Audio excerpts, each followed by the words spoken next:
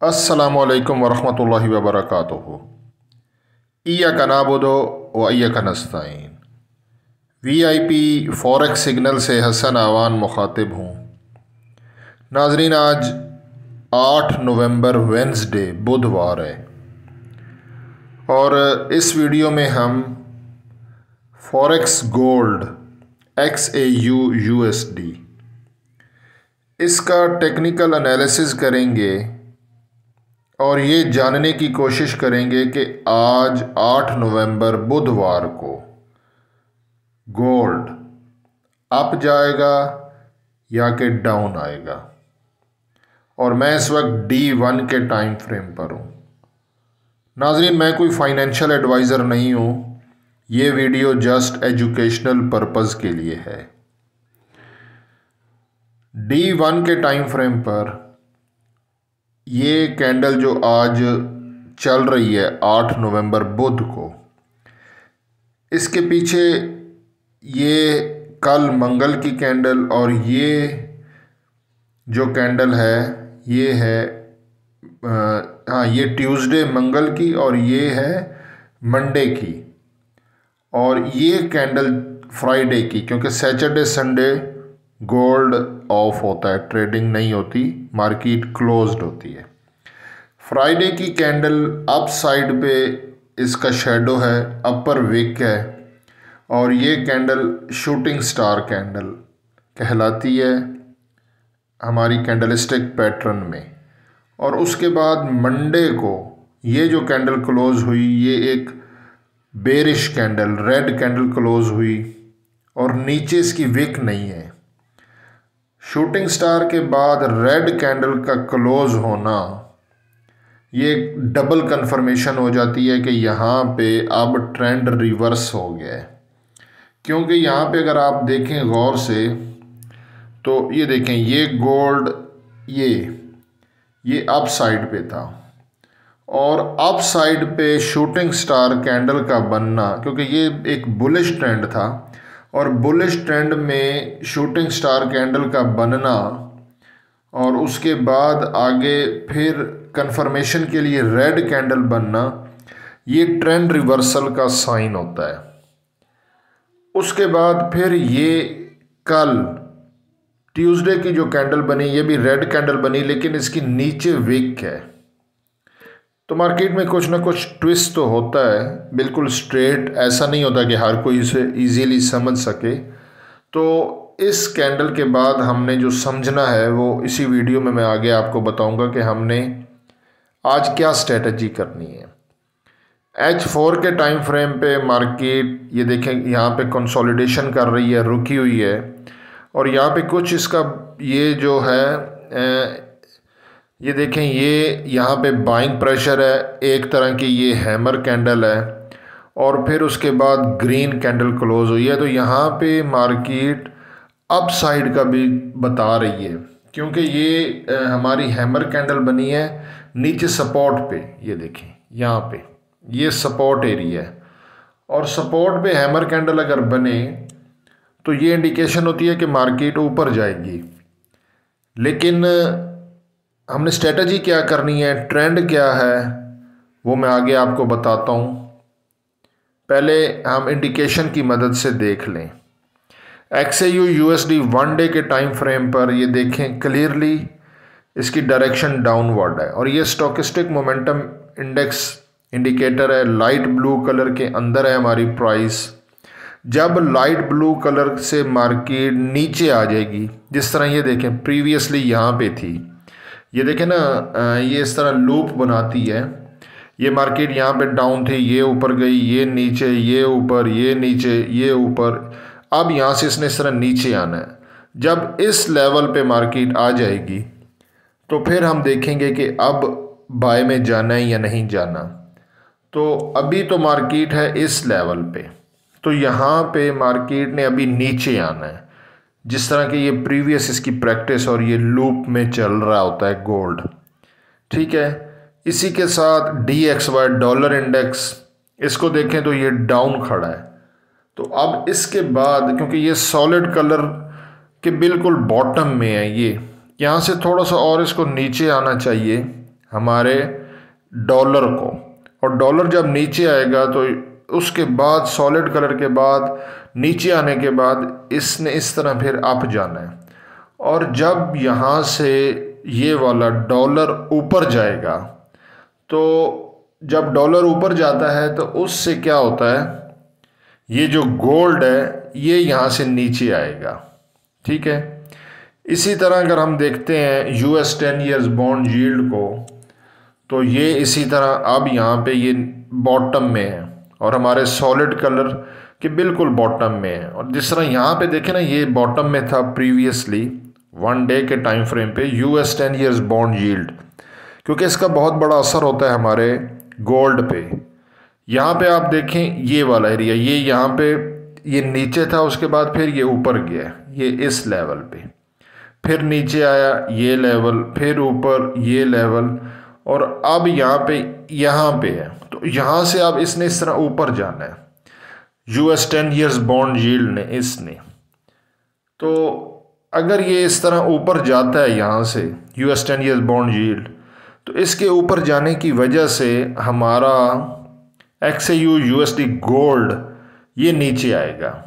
लेकिन अभी dollar index थोड़ा और नीचे इसको आना चाहिए मेरे हिसाब से, क्योंकि अभी ये सॉलिड कलर ये जो है ना, ये देखें इस लेवल को इसने क्रॉस करके नीचे आना है, फिर यहाँ से रिकवरी लेगा।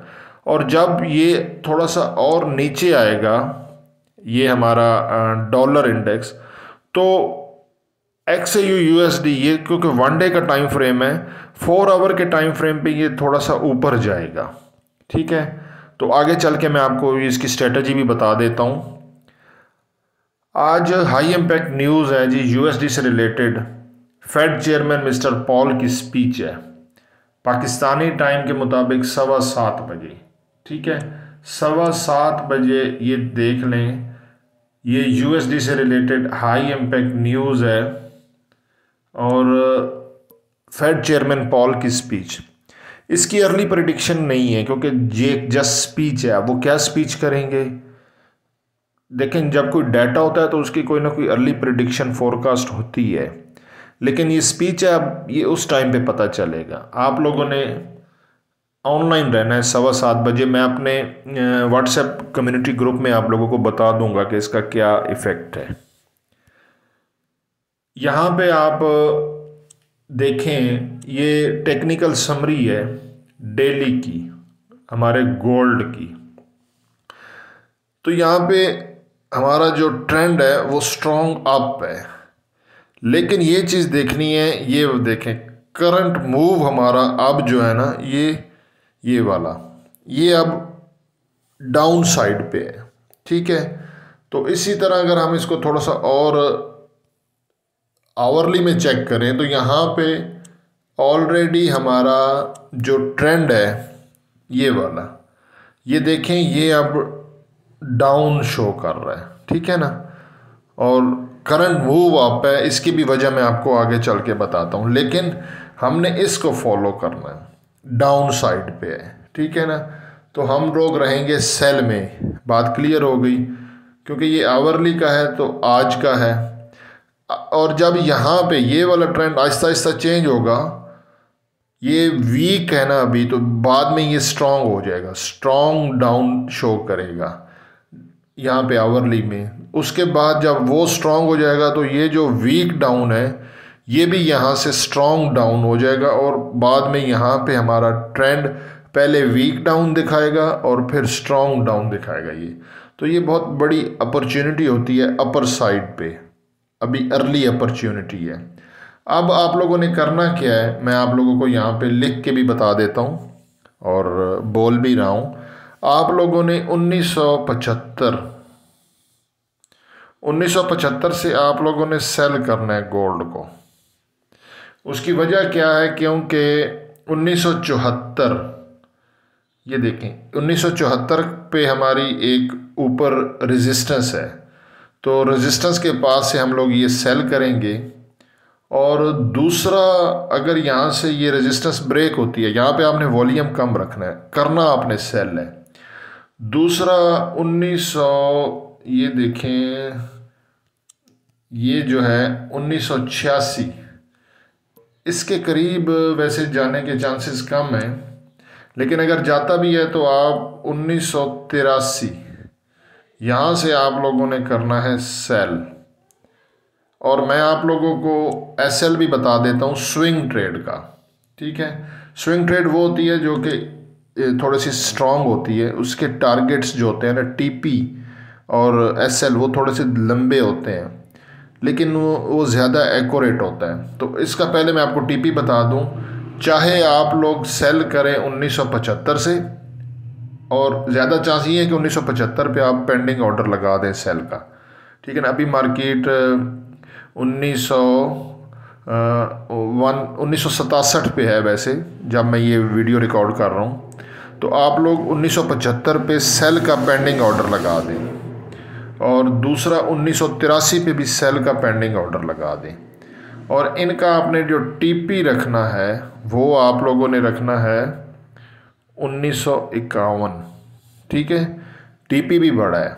और इसका जो SL है वो आप लोगों ने रखना है 2006।